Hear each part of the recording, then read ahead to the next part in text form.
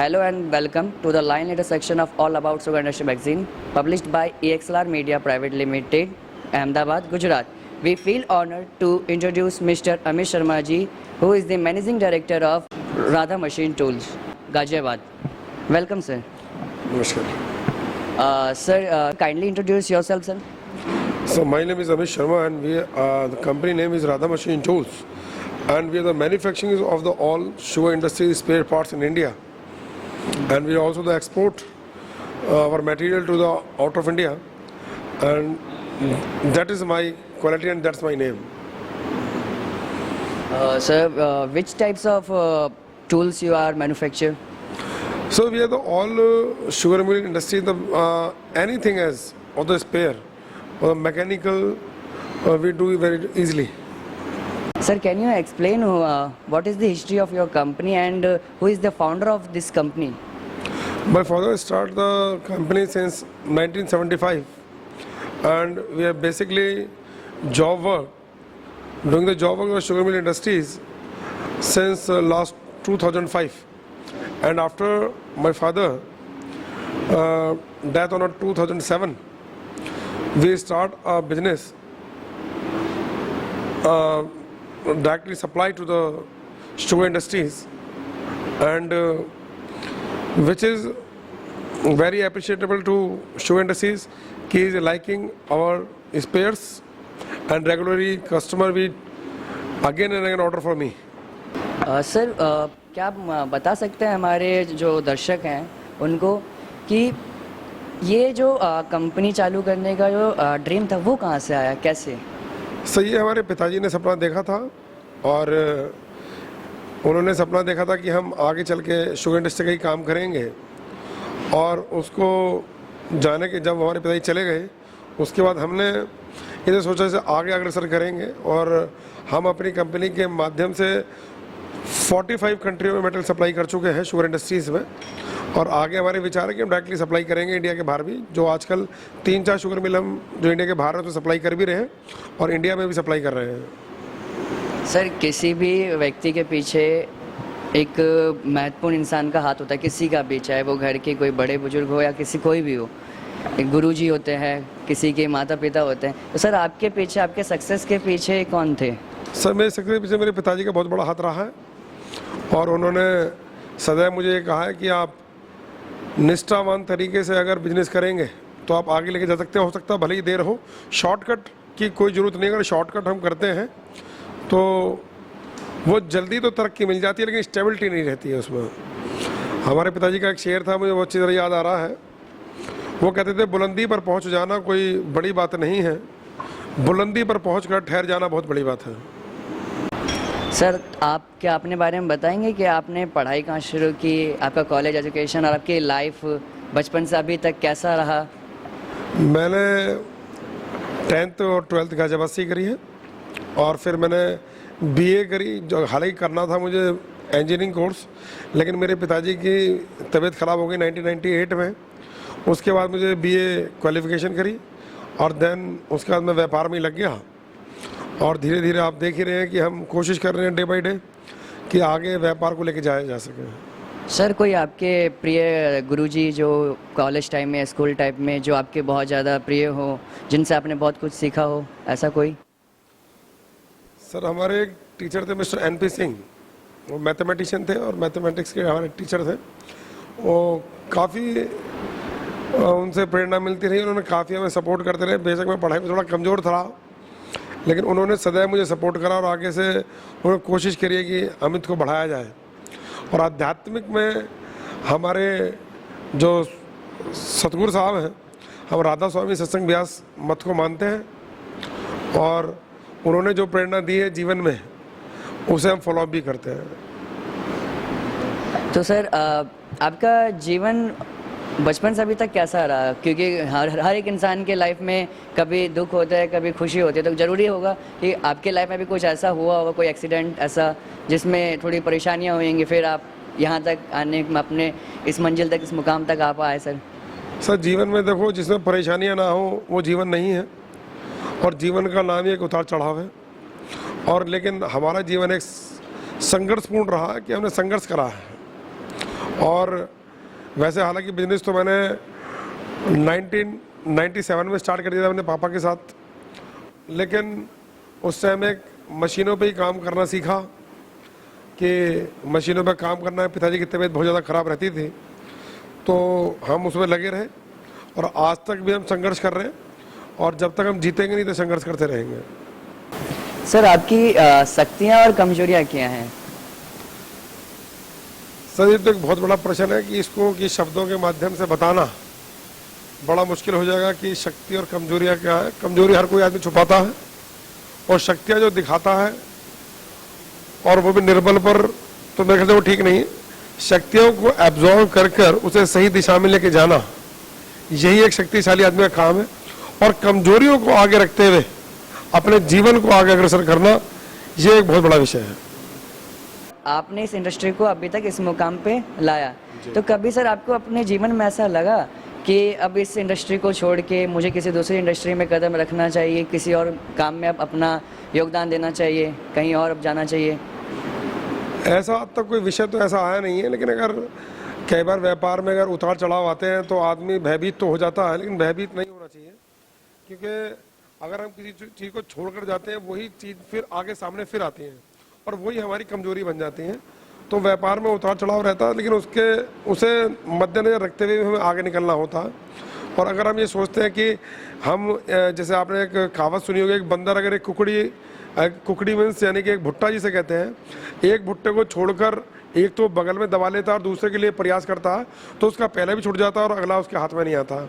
तो व्यापार का एक सीधा सा असूल है कि आप निरंतर अपनी नीयत को सही रखते हुए आप उसे आगे चलते रहिए, और पीछे मुड़ने का नाम जीवन नहीं है। पीछे की जो चीज़ें हैं उनसे सीख लेकर अपने सही तरीके से आगे चलते रहेंगे तो कामयाबी मिलेगी। सर एक वर्ड आता है लीडरशिप, तो सर लीडरशिप को आप किस तरह से डिफाइन करेंगे? और आपके स्टाफ जो आपका ग्रुप है, एक टीम है, तो उस टीम में आप लीडरशिप को कैसे प्रेजेंट करते हैं? सर हमने लीडरशिप को सबसे पहले तो एक जो संचालक है अगर वो सही होगा तो उसकी टीम भी सही होगी। अगर संचालक की नीयत या उसकी अपनी स्ट्रेटजी नहीं होगी, वो औरों पर डिपेंड रहेगा, तो वो नहीं लेके चल सकता अपनी कंपनी को।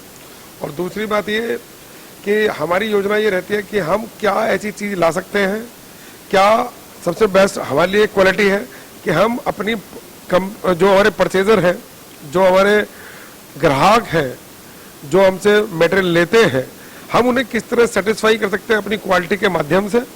कि हमें आज तक हमारे कंपनी में शिकायतें बहुत कम आई हैं, और शिकायत आई भी होती हैं तो हम ये कोशिश करते हैं कि अगली बार हम उस शिकायत को किस तरह दूर कर सकें।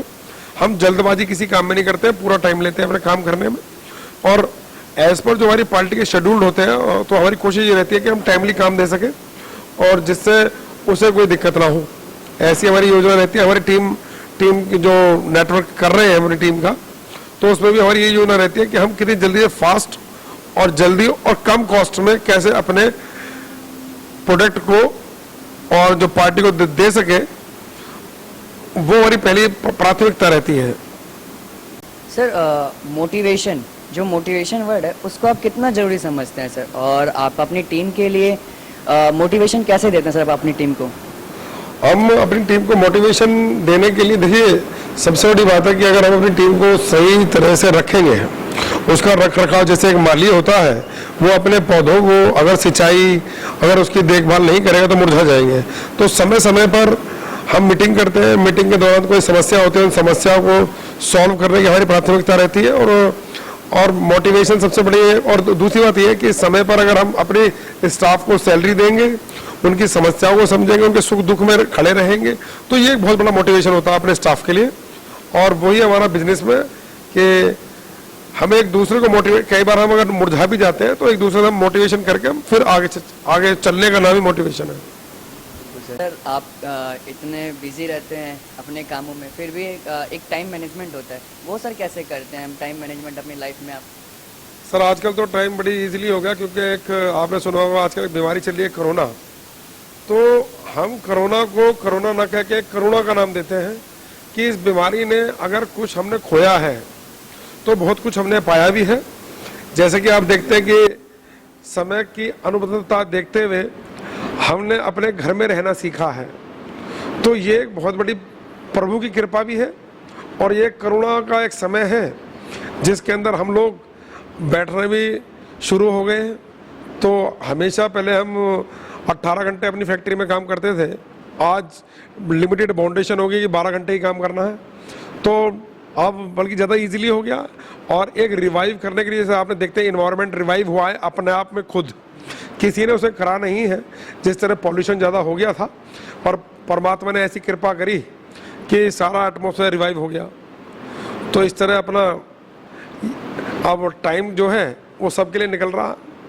तो सर वो तो अभी कोरोना चल रहा है इसीलिए ऐसा, और उससे पहले या अब जब कोरोना काल ख़त्म हो जाएगा तब फिर कैसे सर आप टाइम मैनेजमेंट करते हैं? सर देखिए, कोरोना काल खत्म होने के बाद भी हमें फिर भी एक दूसरे के साथ तो रहना ही पड़ेगा, चाहे वो परिवार हो, चाहे हमारा व्यवहारिक जीवन हो।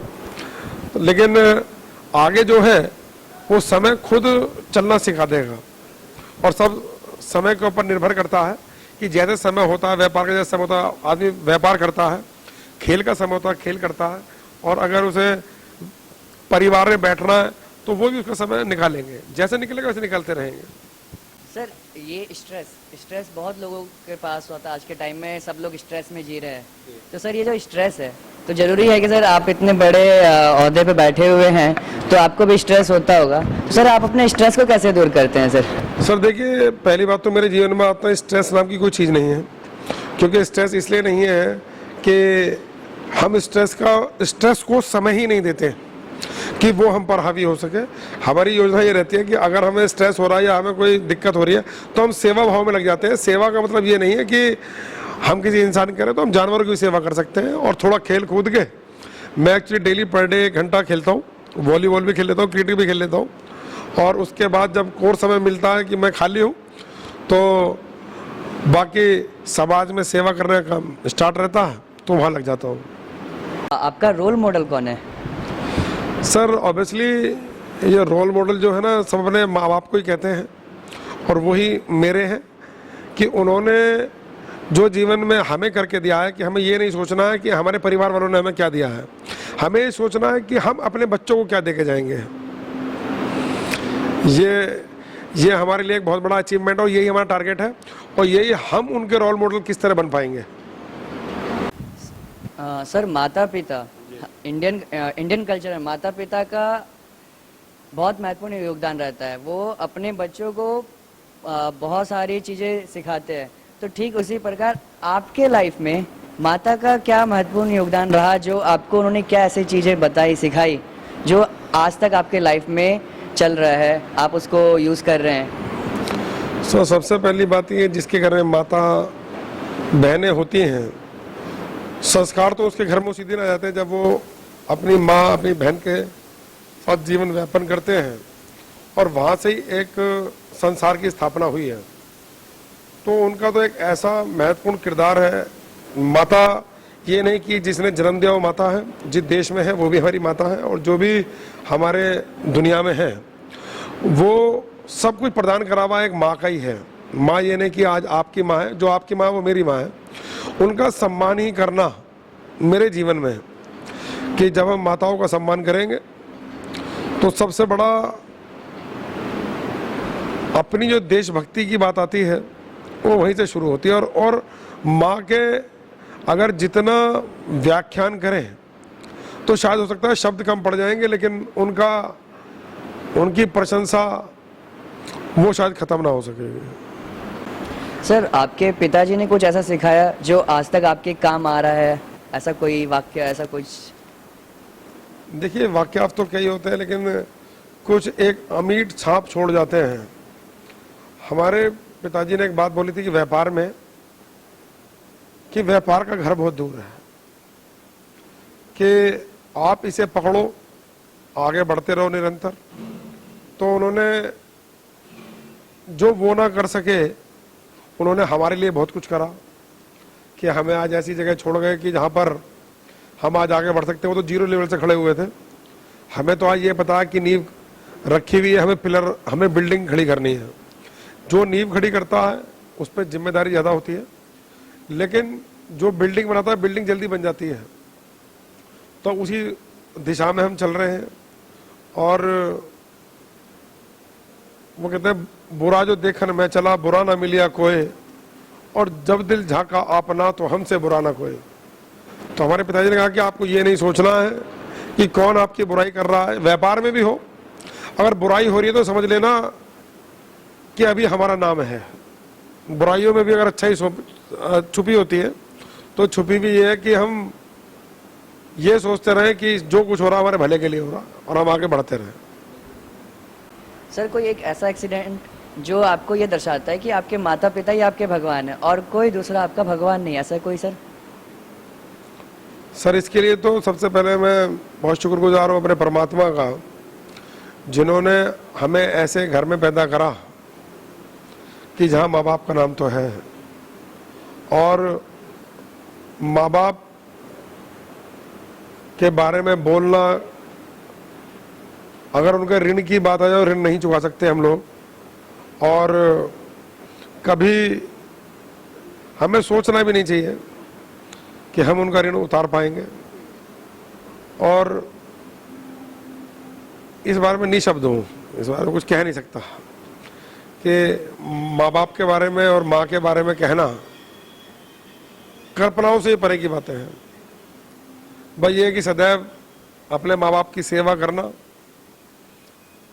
ऐसा ही मैंने करा जीवन में, और यही मेरी सोच है। और भी जो आज युवा वर्ग हैं, तो मेरी सोच ये है उन लोगों के लिए कि अपने माँ बाप की सेवा करें, क्योंकि सबसे बड़े जो माँ बाप होते हैं, एक दोस्त एक मित्र आपसे आगे निकलने की सोच सकता है, लेकिन एक माँ बाप ये सोचेंगे कि मेरा बेटा आगे निकले है। सर धर्म पत्नी जो आपकी हैं, जो हमारी मैम है, आप उनको धन्यवाद देना चाहेंगे कि उन्होंने आपका लाइफ में इतना साथ दिया और आपके साथ खड़ी हैं, ऐसा? जी उनका तो बहुत बहुत धन्यवाद। देखिए जब आदमी कोई मेहनत कर रहा था, तो वाइफ का भी एक बहुत बड़ा किरदार होता है कि एक सेक्रीफाइस होता है कि जब हम मेहनत करते हैं, मान लो हम लेट नाइट तक काम करते हैं, वो घर में बच्चों को पालती है, उसका पालन पोषण करती है, समय पर खाने की रिस्पॉन्सिबिलिटी उनकी होती है।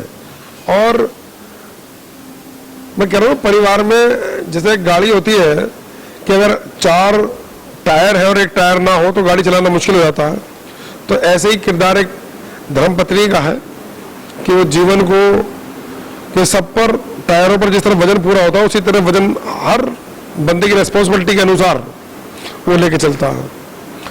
तो ये सबसे बड़ी कि जीवन को पूर्ण कर देते हैं। एक शादी भी एक बहुत महत्व रखती है, उससे एक आदमी समाज में जुड़ जाता है और आगे जीवन भी चल जाता है। और फिर जब बच्चे हो जाते हैं, फिर आदमी उसी में लग जाता है, और वो उसकी इंस्पिरेशन, उसकी प्रेरणा बन जाती है कि भाई मुझे रेस्पॉन्सिबिलिटी जो समझने का टाइम होता है वो शादी के बाद ही शुरू होता है ज़्यादातर। सर बहुत सारे लोग और बहुत सारे परिवार आपकी फैक्ट्री से जुड़े हैं होते हैं, तो सर आपकी फैक्ट्री से कितने परिवार और कितनी फैमिलियां ऐसी हैं जो जुड़ी हुई हैं? सर 100 लोग हैं जो हमारे इस छोटे से परिवार राधा मशीन टूल से जुड़े हुए हैं। और हो सकता है ये फैक्ट्री यहाँ ना होती अगर वो कारीगर, वो स्टाफ ना होता, तो वो लोग, हम क्या उनका पालन पोषण कर रहे हैं, वो हमारा पालन पोषण कर रहे हैं। कि जैसे कहते हैं कि आपने एक चीज़ देखी होगी, जब घर में कोई सफाई कर्मचारी होता है तो लोग उन्हें कचरे वाला कहते हैं, लेकिन हम कहते हैं कि कचरे वाले तो हम हैं, वो तो एक सफाई कर्मचारी हैं। तो किसी बड़े स्टार को चमकाने में उसके स्टाफ, उसके कर्मचारियों का बहुत बड़ा सहयोगदान होता है, तब जाकर वो बड़ा बनता है। कोई व्यापारी खुद बड़ा नहीं बनता, उसकी टीम नेटवर्क उसे बड़ा बनाती है। सर जब आपने अपने पिताजी के साथ अपनी कंपनी को ज्वाइन किया, तो सर आपके सामने कुछ चैलेंजेस होंगे, कुछ प्रॉब्लम्स होंगी, तो सर आपने उन्हें कैसे टैकल किया, कैसे हैंडल किया सर उसे? सर जीवन में चैलेंज तो आते ही, अगर किसी को बड़ा बनना है, क्योंकि सपना हमने देखा है। जब हम सपना हम देखते हैं और हम अगर उसे पूरा नहीं करेंगे तो कौन करेगा। और जितना बड़ा चैलेंज होता है उतना ही बड़ा आदमी ज़्यादा उठने की कोशिश करता है। हमने कभी भी अपना टारगेट छोटा नहीं रखा, हमेशा बड़ा रखा है कि हम अपनी कंपनी को किस तरह बढ़ा सकते हैं।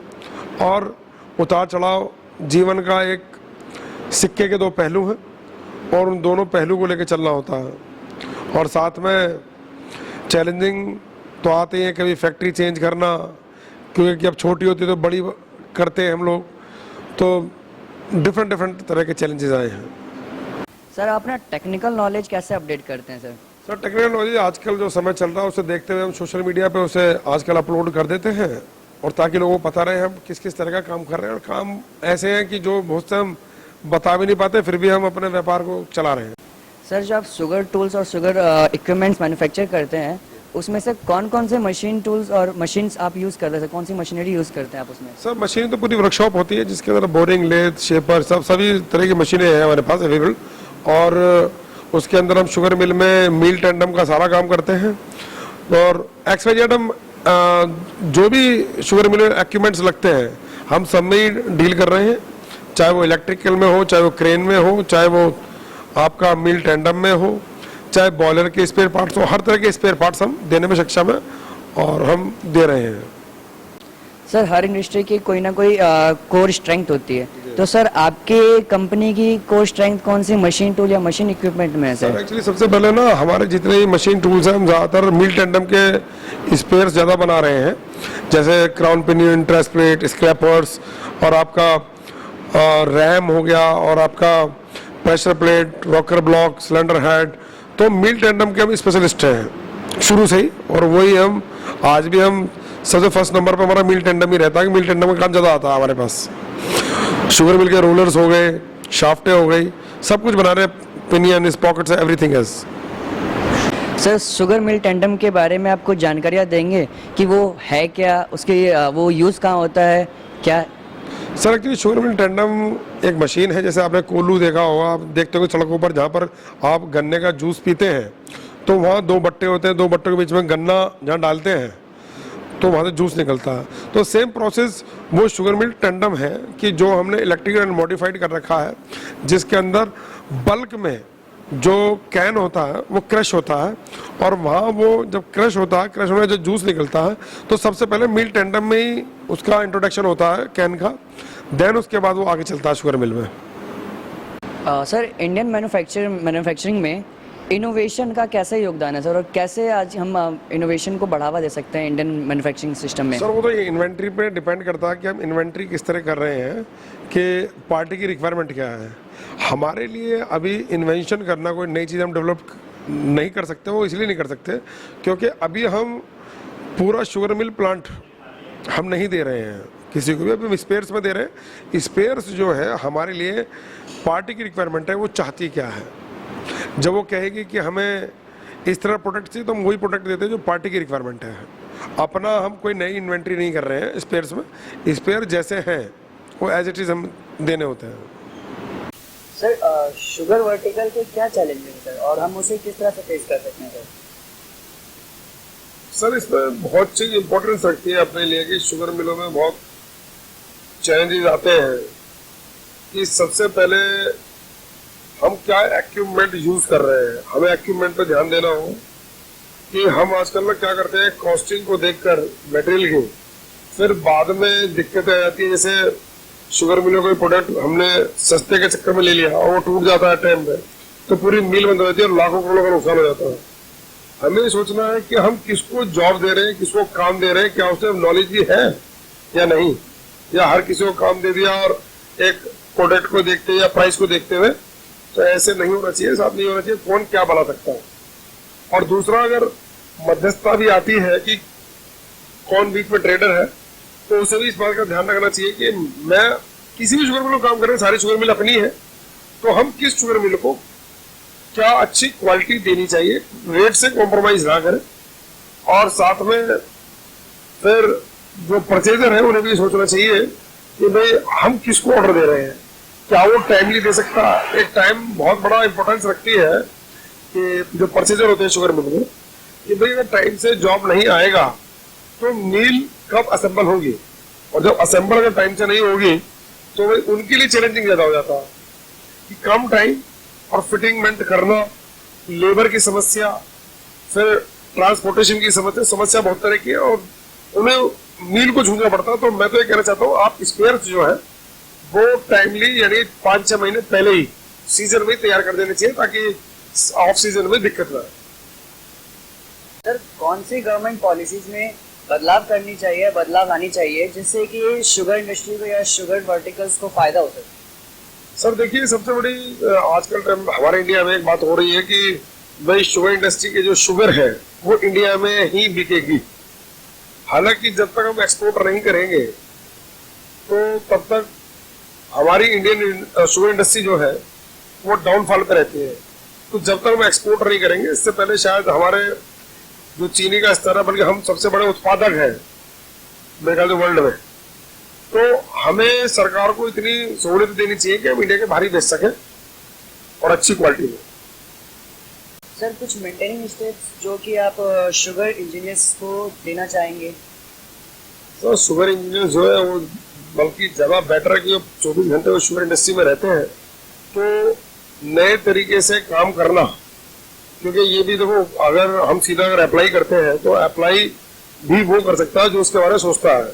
हमें नई नई एप्लीकेशन के साथ यूज करना चाहिए अपने काम को, जिससे परिणाम कई बार गलत भी आ सकते हैं, कई बार सही आ गए तो दी बेस्ट है, और वरना जो गलत हुए उससे हम बच कर रहे हैं। सर शुगर मिल टेंडर में क्या क्या सावधानियां रखनी चाहिए जिससे कि हम उसको ऑप्टिमाइज कर सके?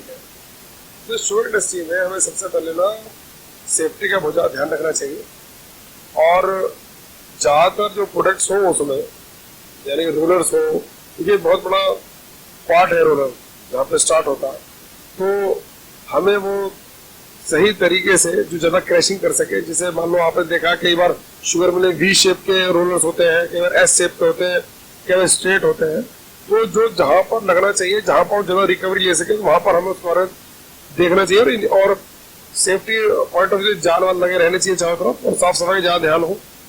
जैसा कि आज हमारे भारतवर्ष में एक अभियान भी चला हुआ है साफ सफाई का अभियान, उसके मद्देनजर रखते हुए हमें अपनी शुगर में साफ सफाई के साथ करना चाहिए जिससे कोई दिक्कत नहीं आएगी। सर शुगर मिल में जो रोलर्स होते हैं वो ज़्यादातर कास्ट आयरन के बने होते हैं जिसके कारण कि शुगर का जो कलर होता है वो ब्राउन हो जाता है। तो सर शुगर का कलर ब्राउन नहीं होता है, वो जो कास्ट आयरन का रोलर होता है वो उसमें मैच कर जाता है। जैसे उसमें वाटर की जो कंपेबिलिटी होती है वो उसमें लग जाती है, तो जैसे जंग टाइप में जैसे बोलते हैं इससे वो जंग हो जाता है। लेकिन शुगर मिल जब चलती रहती है तो उस टाइम उसका कोई फर्क नहीं पड़ता क्योंकि वो बाद में भी धुलता रहता है पानी से। और उसके बाद अगर हम ये कहते हैं कि उसके रोलर की जो मटेरियल है वो चेंज कर देंगे, तो रोलर का अगर मटेरियल चेंज करते हैं तो एक तो वो अगर एसएस करेंगे तो स्लिपरी हो जाएगा। मेरे हिसाब से कि एसएस होगा तो स्लिपरी हो जाएगा और कास्ट आयरन जो है वो दबाने में और फोर्स करने में कैन को वो ज्यादा बेटर परफॉर्मेंस देगा। और कॉस्ट में एसएस अगर हम यूज करते हैं, रोलर अगर एसएस का बनाते हैं तो कॉस्ट में डबल ट्रिपल हो जाएगा, जिसको शुगर मिल प्रोसीजर देखता नहीं है क्योंकि हर शुगर मिल में ना एक बजटरी बात होती है, वो बजटरी के अकॉर्डिंग काम करते हैं और रोलर जो है वो कास्ट आयरन की चलेंगे, इसके अलावा चल नहीं सकते। सर शुगर केन का जो एरिया है हम सुनते आ रहे हैं कि आजकल वो धीरे धीरे घटता जा रहा है, तो सर हम उसको कैसे टैकल कर सकते हैं? तो देखिए शुगर मिल का जो एरिया जो घटता जा रहा है आजकल, उसमें थोड़ी सी योजनाएं हैं जो शुगर मिल वालों को सरकार नहीं दे पा रही है, बल्कि सरकार को कंधे से कंधा मिला के, क्योंकि जब हम बहुत बड़े उत्पादक हैं तो उसमें सहयोग करना चाहिए जिसमें सहयोग नहीं मिल पा रहा। और कई बार जो शुगर मिल के ऑनर है वो भी एक बाउंडेशन में रह जाते हैं कि सरकार की तरफ से कोई खास उन्हें सहूलियत नहीं मिल पाती है, लेकिन फिर भी वो लोन पे लोन लेके काम कर रहे हैं। लेकिन ऐसे कब तक चलेगा? ये उनके लिए एक बहुत बड़ा विषय है और ये वही समझ सकता है जो शुगर मिल चला रहे हैं। लेकिन वो आज देश के लिए हमारी जो शुगर मिल चल रही है कई बार लॉसेस में भी चल रही है, लेकिन फिर भी वो देश के लिए काम कर रहे हैं। तो मैं जितने भी सभी शुगर मिल वाले हैं जो ऑनर है उनका बहुत थैंकफुल है कि वो ऐसे वक्त में भी सबको साथ लेके चल रहे हैं। सर फैक्ट्री लेवल पे हम एनर्जी कैसे सेव कर सकते हैं? सर एनर्जी में जो इलेक्ट्रिसिटी है कैसे? इलेक्ट्रिसिटी सर इलेक्ट्रिसिटी में तो आजकल आप जानते हैं देखो सोलर सिस्टम का टाइम है तो सोलर सिस्टम से हम वो काम कर सकते हैं कि हम एनर्जी सेव करें।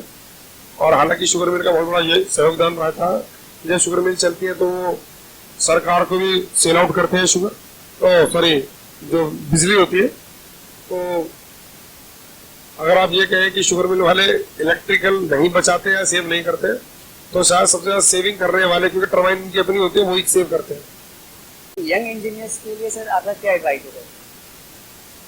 सर उसमें क्या कहना है, क्योंकि वो भाई जो लोग काम मिलता है बेचारे वो तो वही काम करते हैं, वो अपनी तरफ से कोई काम करते नहीं। जो ऑर्डर मिलेगा, अगर मैन्युफैक्चरर है शुगर मिल वाला, यानी इंजीनियर जो शुगर मिल के मैन्युफैक्चर प्रोडक्ट बना रहे हैं, तो वो तो वही चीज करेंगे जो सामने वाले करवाएंगे, अपनी तरफ से तो कुछ करते नहीं है। कुछ एडवाइस सर कि हाँ उन्हें कुछ इनोवेशन, कुछ अलग तरीके का कुछ ऐसा करना? सर अभी तक कोई विशेष क्रांति तो आई नहीं है हमारे इंडियन इंडस्ट्री में। वो जो पुराना चल रहा है पुराना ही चल रहा है, और नई चीज या नई टेक्नोलॉजी को अडॉप्ट करने के लिए उसमें काफी पैसा भी लग जाता है, और ये इंजीनियर इसलिए पीछे हट जाते हैं कि कहीं पैसा भी लग गया और सक्सेस ना मिले, तो सक्सेस ना मिलना भी एक बहुत बड़ा क्राइटेरिया बन जाता है अपने लिए। सर आपके कुछ फ्यूचर प्लान्स? सर हमारे फ्यूचर प्लान्स ये है कि हम चाहते हैं कि भाई बहुत जल्दी हम भी शुगर प्लांट की मैन्युफैक्चरिंग करें, पूरी कंप्लीट शुगर प्लांट देंगे, लेकिन अभी समय है उस काम के लिए। सर आपको कुछ अवार्ड्स मिले हैं सर, क्या आप उनके बारे में बताएंगे? सर अवार्ड्स क्या, मुझे स्पेयर पार्ट्स में जो हम काम कर रहे हैं उसमें अवार्ड मिलते रहते हैं, और उसमें अग्रसर रहते हैं कि भाई काम करा जाए। लेकिन बहुत सी जगह ऐसी हैं कि जहाँ लोगों को अवार्ड ही पैसे से मिलते हैं, तो मैं वैसी जगह जाता नहीं हूँ जहाँ पैसे से अवार्ड मिलते हो। जहाँ अवार्ड रियली मिलते हो, जहाँ काम पर मिलते हो, वहाँ जाने में मुझे एतराज नहीं होता। कुछ और जो आप हमारे दर्शकों से शेयर करना चाहते हैं? भाई हमारे शुगर इंडस्ट्री के जितने भी श्रोतागण हैं और जो देख रहे हैं, जो व्यूवर्स हैं, हम तो उन्हें ये कहेंगे कि भाई अपना अपना सब सुझाव रखें, ताकि हम अपनी शुगर इंडस्ट्री को किस तरह आगे लेके जा सके या अपने व्यापार को किस लेके जा सके, तो उसके बारे में हमें सोचना चाहिए। It's a very pleasure talking with you, sir. Thank you so much, sir. नमस्कार, बहुत